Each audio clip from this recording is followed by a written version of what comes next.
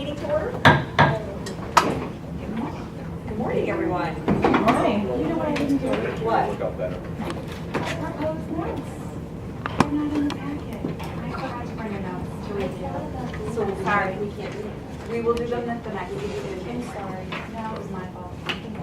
Last time I brought them. I know, we had doubles. Sorry about that. All right, we will not review the minutes from last meeting because they're not here, but we will do that next time. So we will move right along. Carm is unable to make it today, so we will go to WTA. Okay. Our last scheduled meeting was on our snow day, and so I was talking with Steve and Chris about what might be some things that you want to know from us, sort of some things that you're interested in, and what information are you looking for from me each time that I come. Okay. Does anybody have any ideas, thoughts? So I was talking to them about that, and I said, I know they really want to increase our membership, and we're struggling with that, and that's something that's different at each building. You know, that's one thing, but then beyond that, what other things can the teachers do to support you? In a sense, kind of a lot of our PTSA meetings is teacher participation with the PTSA events. We find that they don't come to them. There's a couple of teachers that do come because they have children in the school, but other than that, they're usually non-existent. They don't have to stay the whole time, just like a 15-minute carnival, or, you know, the holiday blankets was last night. You know, the teacher rep did come. Mrs. St. James, mine in St. James. But again, it's always her. We could get some more teachers that would be great. Okay. Hey, Kate, do you think if, like if the building committee sent out a sign-up notice in the beginning of the year, and said, these are the events that we have, and that would be helpful to, like, here's our calendar, here's our sign-up, and even though we don't have the exact time slots, Yeah. you know, but So they know ahead of time of the they day. know ahead of time, and, you know, people put things on their calendars, and they try to sync multiple calendars, but maybe that's something, see if the teachers think that's a good idea. Yeah, even if there were, you know, a few teachers at each event, they'd only have to go to one. If Right. they all participated, they'd only have to They go to only one have to event pick here. The kids love to see their teachers Yes. outside of school hours, so I think it really goes a long way. And it's nice for the parents to, you know, get to know them a little bit more socially. And even the other teachers that they'll have in future years. Yes, yep. And the other thing that comes to mind is collaboration. A lot of times we are looking for teacher input on programs that we're thinking about running, or if we're, you know, wondering, you know, what do kids need? There isn't really a mechanism for us to communicate with teachers in math about, you know, one subject that a parent brought up to me recently was a study skills class. You know, her child's in middle school, and she said, you know, I just think my kid would really benefit from this. Is this something that, you know, do teachers think this would be good? How could we maybe facilitate something like this? And getting some teacher feedback on program ideas like that would be really beneficial. If they had any ideas about how we might facilitate that, that'd be great. Okay. Well, membership, we talked about. I think the other thing is we just approved the grant program. Do you think it would be helpful for us to, like, I mean, it's on the website. It's featured right on the front page because it's new. So we just approved that, put it together. It's $2,500 in grants available to teachers, students, community members. I brought it right to my PLC. Okay, great. I'm so glad. And we'd love to start seeing applications come in, you know, over the next 2 months, because We really want to give that money out. Yeah, we want to give In the money out. publicizing that, I'm wondering about having you come and talk at a faculty meeting or curriculum meeting so that you can give the information and let people know and like raise awareness so everyone knows about it. That'd be not just great. people who And I was happen to read actually- it or- We'd be happy to do that. Okay. So if you want to talk to us offline, Sure. that'd be great. Is that enough? That's great. We're on the spot. Yeah. All right. Okay. Thank you. All right. On Monday, the Monroe County School Boards Association is sending about 30 people, including board members, district business managers, and superintendents to Albany to advocate for public education. And one of the things that we're probably going to be talking about is school aid, particularly foundation aid. Now, some of you might be thinking, well, the schools got their gap elimination restored last year, which is true. But you have to understand that in 2009, foundation aid was frozen. Now, foundation aid is the basic aid that the school gets to run their daily operations, as opposed to capital project aid, which we hope we get if people vote for our project on December 13th, which we hope people will do. And although I can't tell you how to vote, you probably know how I wish you would vote. And from that, and then in 2010, after they froze the aid, they had that gap elimination, so that money was being taken away from our daily operations. That foundation aid is still frozen, so we're still working on the 2009 basic budget. And what we're going to be doing is asking our legislators to try to unfreeze that aid, because it's based on your population and a number of things, and our population is much different than it was in 2009, and we're not getting our fair share of the money. So that's one of the things that the board will be doing. Also, we want you to know that there's a number of holiday concerts going on. Like next week, I know for sure there's one at DeWitt, and Schrader has a couple. Just check the calendar to see that. And once again, I'm asking you to please vote and remind everyone to vote for our capital project. And again, I can't tell you how, but... Well, you could. Well, no, we can't. I know. We can't. I mean, I PTSA can. All right, that was a joke. Should I end it here? And that's basically it, because it's Christmas or holiday season, and we only have one board meeting this month, so that's basically it. I did see the capital vote on the reminder on the fire department on 250s. I just drove by this morning, so I don't know how that happened, but big kudos. Krista. It probably was, I know that's what they do the regular vote there too, so it's just another outreach. Yeah. Great. Thanks, Mike.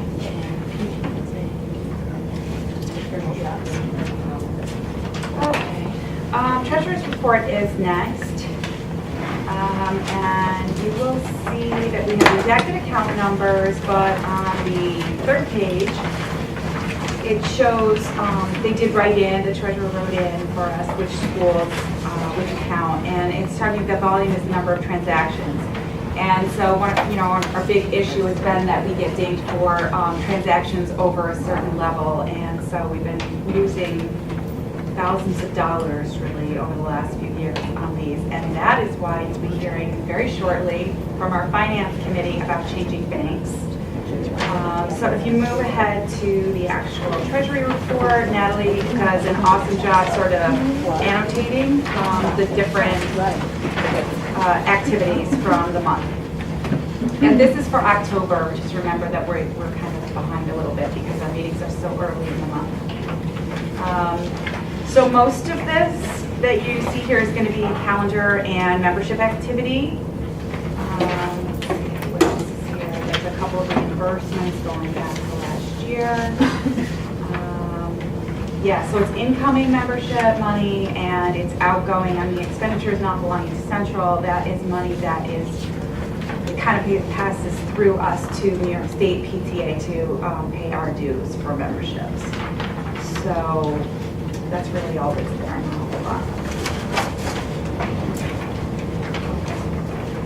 Does anybody have any questions about the Treasury report? We will be hearing from finance, so you're probably better off asking them. Two quick things. So as Jen pointed out on the back of the third document from Chase, where each of the school committees and the last four digits of that account, associated account, and the number of transactions. We're not pointing that out to like single out, hey, you guys are doing fundraising, you're doing events, you're doing programming, that's why. But that's, just to point that out, that's where our $371 in service charges for 1 month came from. So just keep that in mind. And this is why we will hear about with the bank proposal change. So we take bank transactions. Way over here.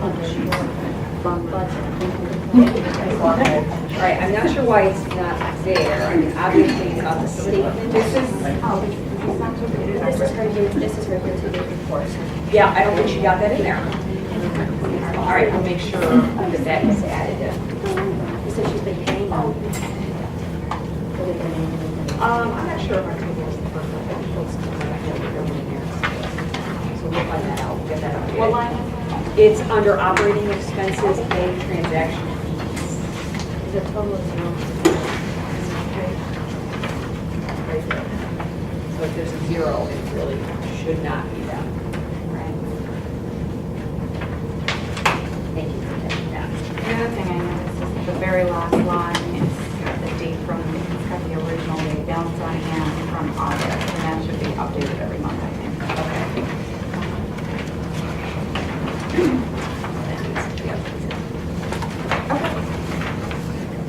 And the 990 was filed also Yes. in November. Thank you to all the treasurers for their work on that. That's a huge undertaking. And that is how one of the major ways that our unit stays in good standing with New York State is to file our taxes on time. So thank you for all your work. Okay, is that that?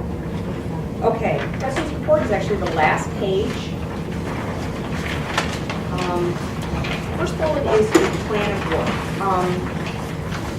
In years past, Central used to have a one-page document that talked about your programming versus your fundraising and the 3-to-1 rule in terms of for every fundraiser you should have at least 3 events. And that used to be a document that we used to ask at Central. We haven't asked that for a couple of years now. But what Jen put together and what we have put out is the plan of work. And the plan of work is really what your plan is for the year. It is provided a document. It's on the website as well. It's actually a fillable PDF, so you can fill it right in and print it out. But you don't have to use that format. No, you don't have to use that format. But what it is sort of telling, bringing back to the whole unit what your plan is for the year. And it should reflect what your goals are. So hopefully some of the units, some of the building committees talked about what are our goals, coming up with 2 or 3 things for 2016, 2017, and the plan of work should reflect that. It's not a reason to get you extra work, but it does give a committee reporting back to the unit saying, hey, this is what we're doing this year. That's it. That's the purpose of that. And hopefully with the goal thing, it will also give everybody pause to sort of think, hey, why are we doing this? Should we be doing this? Does this reflect our goals? So. And it should be posted to your website so that people who may not attend your meetings and may not really hear regularly about what you're doing and why you're doing it, this document is there. It's sort of like a 1 or 2 page thing where they can go and see all your plans and the purpose for them. If anybody has any questions on how to do the plan of work, reach out to either Jen or I. Okay, PTSA apparel sale is only going through December 4th because we wanted to get these out before Christmas time. There are some samples over here so you can look at the sizes. Didn't mean to interrupt the lovely people from Thomas while they were checking it out. So please take a look. Hopefully we'll get out a little early. You can go look at them. And there's a link on the newsletter today to PTSA. It's also on the homepage of the website. There's, it's in the featured spotlight area, so the sale is right there too. So Jen and I normally, on a good calendar year, we meet with CARM every single month, the superintendent. And these are the 3 issues, the 3 things that we discussed with him in terms of insurance, liability, and programming. Any red light activities, and also take a look at the yellow light as well, have to be clear. If they're going to be held in the building, they have to be clear with an administrator, with a principal, with the understanding that PTSA may not be liable. And I'm just going to, Carol, would you mind if I use the NERF example here? So the NERF, SPRY and other buildings have also done this, have worked with the Rochester Home Dart League. They are a sponsor of Webster Central PTSA, meaning they made a $250 donation and we gave them a thank you in our calendar. They are a sponsor of PTSA. We are not able as an organization to sponsor them or endorse them or Or any organization. Or any organization, because that indicates that we would be responsible if something happened. Does that clear? I mean, I think we've been the entree, Carol worked very hard with Mr. Bear and getting that relationship so that they could put this program on. But I just wanted to make that, distinction. And so any event has to be done on a case-by-case basis if there's something that's a red light. So we've talked about inflatables in the past, or roller skating parties, or dunk tanks, donations to that we can't sponsor those.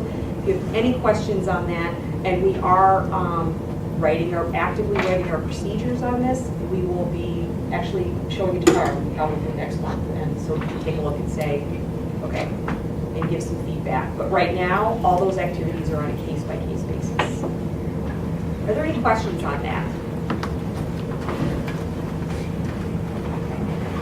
Standing committees in the district.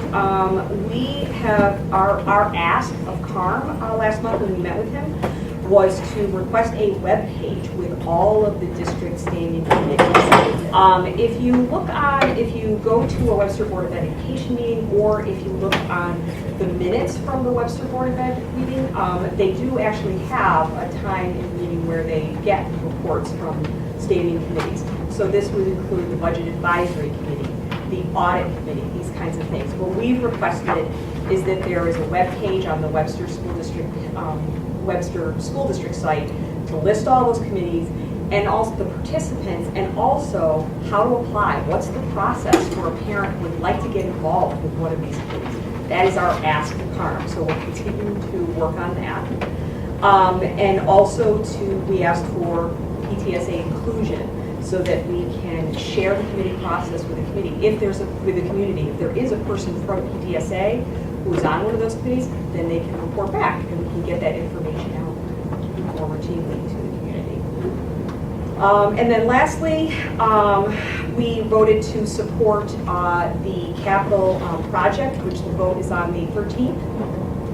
And Carm has asked us if we're willing on the 12th and 13th to share that out on social media, on our personal pages, if we're willing to do so, just get out the vote. That's as far as that. PTSA again did approve that. So for people who are willing to do that, he would appreciate that. Membership workshop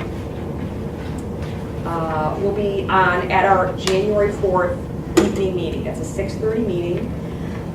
So chairs, make sure that membership coordinators can attend. It would be wonderful if they could attend with you. You should bring all of your unsold calendars that are in good condition. We have new condition written here. They really shouldn't be dog-eared. To the January 4th board meeting, and so we will process them, so you will get cash back for returning those calendars. Be sure your boxes are marked and how many are in the box, so that will make it a lot easier. And we will be rebundling and using those calendars for kindergarten registration, orientation in the springtime, and families really do appreciate them. So did we give all our extras to like last year? We love them. So it is a nice. They won't be wasted. They will not be wasted. So that's why they should be in very, very good condition. And then finally, cyber safety program with Jesse Weinberger is booked. Students at Willink and Spry, 6th, 7th, and 8th graders, every student at Willink and Spry will attend an assembly on the 27th and 28th of February. That is actually the week after the February break. And then on March 1st, there will be the parent-only presentation. And we're finalizing the location on that. But that is a meeting, that is an event that is open to all parents in the community, not just middle school parents.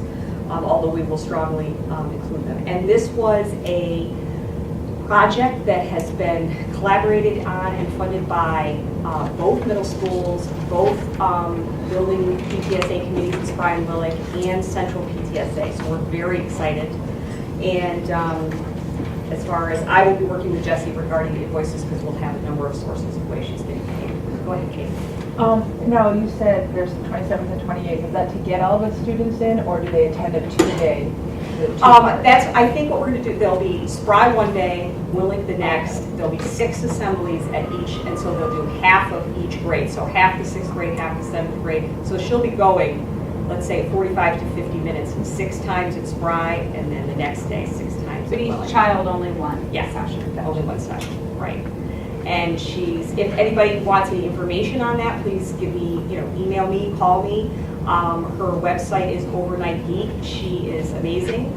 And I think we're very excited about this program. And this was the #1 issue in the parent and community survey of what kinds of education and programming our parents and community members would like. So we're very excited to bring this to Webster. What was the website again? Overnight Geek is her, yeah. She has a TED Talk. You should be able to get a video. Just really quick, you had mentioned the location would be determined. Do you have a time? We do 7, right? Well, I think it's going to be dependent on them. Yeah. Okay. So Everything is booked. Everything so is booked, so it's So very it'll be in hard. the evening. Yeah, it's in the evening. It'll be, yeah. So right now, we're hoping for the Willing Cafeteria. But if we have to go off-site. And 7 would be our preference. Yes. Hopefully we'll be flexible. We'll be lucky if we can find a spot. Any questions on anything on the president's report? Just wondered if that presentation would be videotaped. No, this one will not be I just wanted to know. videotaped. This is, it is proprietary. Sure. And number 2, the reason that it is parent only is parents will be getting tips at this, and she does have handouts. She will have handouts, and that is new. So there's no recording with the phone or anything like that, because as soon as kids figure out what parents are doing, then they'll change it up. And so, so this is going to be how to stay on top of how to monitor what your kid is doing and how to better protect them. And she also collects information from the children at those initial presentations about what they're using, what kinds of social media they're using, and she will be sharing back with the parents in the evening sort of some raw data and information about what's popular, what's not popular, and really some feedback on what our own kids are doing. And an example of when she say that data that she's collecting during those times. So she's going to be with 6th, 7th, and 8th graders at another school district. When I talked with the administrator there after they had her come in, that was a smaller Christian school district, and they had grades 3 through 8 that attended. And their biggest surprise for them at this particular school district was that it was the 3rd graders that had the most smartphones. And they were like astounded by the fact that how is it our 3rd graders have more than our 8th graders? But it's parenting in the millennial generation, and people don't realize handing an 8-year-old is handing them the world and all the good and the bad that go with that. So anyways, that is the kind of data. So with show of hands, who's doing this, things like that, and it will be age appropriate for grades 6, 7, and 8. Anything else? I think that's it for us then. Sharon's up next with some information regarding communications. So I set up a couple training sessions. There's been a lot of questions. I know the website, the email process is not entirely intuitive. So there's going to be 2 sessions, December 8th, 7 to 8 p.m. in this room, and then a morning session 9 to 10 on December 15th in this room. And I'm going to put together some slides and stuff, but it's really going to be very interactive. Like, what questions do people have? What are your challenges? And maybe we have to figure some things out right there, but let's just kind of brainstorm and talk about what we can do and what we can learn to make our communications a little more effective. Please make sure your communications coordinators know about it, and feel free to come along also, because a lot of times, coordinator is busy, can't get to something, and then it sort of falls to the building chair, and you may or may not know how to update your website or send an email, and this is where you would learn, like, hands-on how to actually do that. Corinne, yes, No, you're going to be there. I don't know how to do it. It's Jen. Well, and no, we have a lot of communication coordinators who simply receive a communication from the chairs and push it out. But this training is going to be some best practices in writing those communications and how often do we send those communications out too. So it's not just for the person pushing out and using the system. It's also going to be, how we're communicating. So.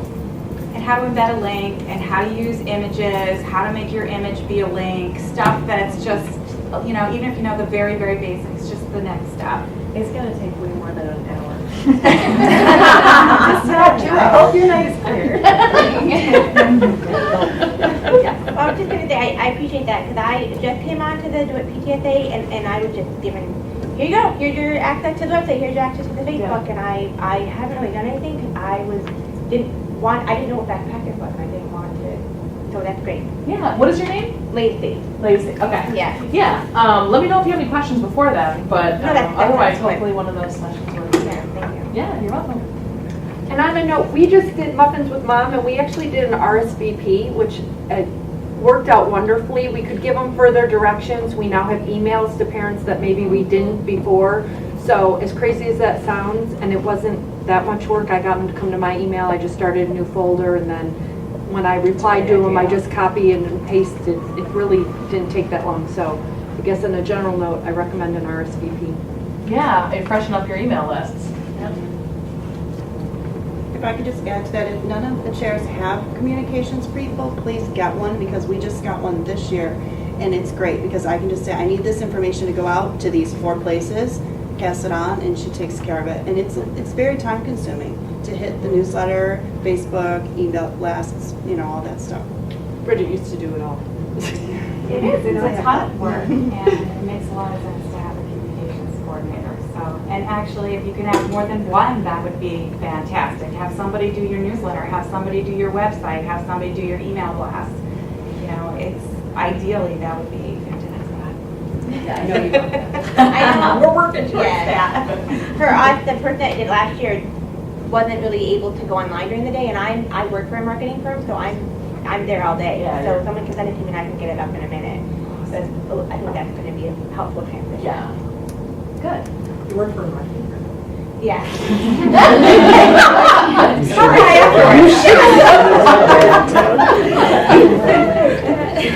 But actually, thank you, Lacey, for volunteering your services and stepping up for that job. It's also a very good job for someone who maybe wants to work or help but can't volunteer and be someplace. You stay in good communication. I'm glad you're here today. But if you stay in good communication with your chairs, your communication people, the secretary, you're gonna just, that's what it takes. Not necessarily face-to-face meetings. And it's something people can do from home or from work if they have downtime. I did it because I'm a second-year parent and I felt lost last year. So that was great. Now you'll know. Yeah. You dialed in. Fantastic. Next up is advocacy, and I didn't bring your hand out because I wasn't sure if it was completed or not, so we'll follow up with that. I can just wing it. I have a piece of paper that has all of the information on it, which, for those of you that are interested, you can get a hold of it. Jen or I will. It's got all of the details on it. What I wanted to share with you is that there is a grant program available for Title I schools in New York State. And the Title I schools, correct me if I'm wrong, board folks, are Plank North, State, Spry, Schrader, Clem South, and Schlegel. Those school districts are available for transportation grant available through the New York State Parks Department. And what it does is it's up to $750 in reimbursement for transportation costs for field trips to New York State parks, which the highlights of those and the ones that are really interesting, there's many of them actually if you go through the website, but the two that I know we have all done are Ganondagan and Sonnenberg Gardens. Both of those would be covered under this transportation grant. There is a process to do it, and it starts with the teachers in the classrooms because they're the ones that have to fill out the grant applications. But the grant applications are incredibly basic and would take 5 minutes or less to set up. The grant works like this. You go and make sure that it's a place that the grant will provide transportation for. You make the arrangements to set a date with your destination. The teacher does this. And then after the date is set, you apply for the grant, and within 3 weeks' time, they're telling you 3 weeks turnaround from the time you apply, they'll let you know whether you've been approved and whether there's funding available at at this point, there were still funds available last time I checked, which was a week ago. Then you will go to wherever your destination is on the field trip. Up to $750 gets reimbursed to you after the field trip has been completed. And that pretty much covers how it works. Danielle, any idea how far in advance you can ask for that? It goes for this whole year. So So like you a could gift. do conceivably a springtime field trip could be covered. Okay, but you couldn't apply now for one next fall? I'd have to look at the dates on Yeah, it. They were just pretty curious, specific. because it's, it's hard with budgeting, Yeah. but it could be a bonus. You like put it in your budget, and if you got that approved, then you have fund money to do something else that you Yeah. normally wouldn't. Well, I mean, that's what it is. It Yeah. conceivably can be free money. I mean, it can be money that we would expect to spend that now is We provided get from back. another source. That's fantastic. Like, fourth graders must get on again already. Do you think they could apply for it after that? I don't think it's I wouldn't think so. We would have a meeting. I mean, I can certainly, I can go look it up. There's an email address for a contact person, and I can send her all of that information or all of those questions and find out, but it didn't say anything about that. Is it 700 per school or per district? The way that I read it, it was $750 per classroom. So each teacher in a grade level could individually apply. You'd have to go as a group and agree to do this if you all wanted to be involved. But each teacher for each classroom could apply for the $750. And that includes tour fees also. So if you went to a place that had a tour fee like Sonnenberg has some things like that, it includes that kind of stuff. It's only up to $750, and I don't even know what the cost of these programs are to the school district. I don't know whether that's a lot or half coverage. Does the district already pay for transportation? They do. But They do. What would prompt a teacher to actually apply for a grant when they know that the district's going to pay for it? Like, Well, They might not pay for the, right, the the tour, tour. but I mean, any of the other ones that are costing the district money, what would, We've had a limit on how many Well, field are trips we can some- go on, and so that's been brought back for finance reasons. but I mean, say you only hit your limit, wouldn't you want all the teachers to apply, I guess? Yeah. I mean, how do you encourage teachers who are used to just saying, the district's paying, why would I go to this site? There's a lot of Tell things the them- Pitt district doesn't pay for, so people become the PTSA for things, so there's a lot of I think elementary. they'd be field- motivated Yeah. in general. Absolutely. Title I schools would be. Yes. Additionally, it's a K through 12 grant program. So this means that if there's an activity that a teacher at the high school or middle school level would like to do that fits within this, the funding is there for that too. Did you say any of the secondary schools were Title I, or it's just elementary? The Spry and Schrader are Title I and would be eligible. Okay. But is it only 2 New York State parks? Yeah. Yeah, I it's, read about it. you did. Yeah, also, I thought it interesting. That's what I got from it, there's only parks, right? Is that what you? It's parks, but there's, unfortunately, yeah, there's historic sites, which the Sonnenberg Garden covers under.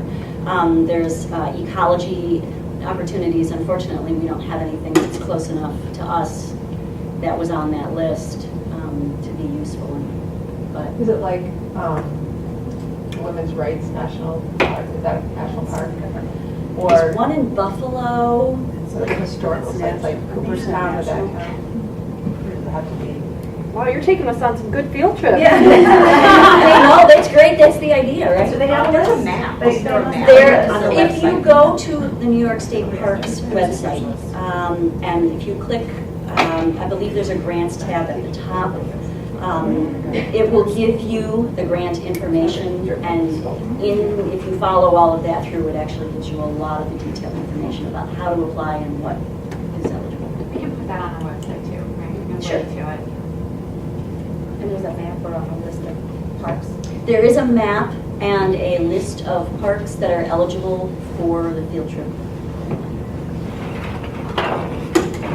Katie, two things. Number one, have you guys ever had a grant writing workshop offered to WTA? Probably. Not the one that I attended, but I would think so.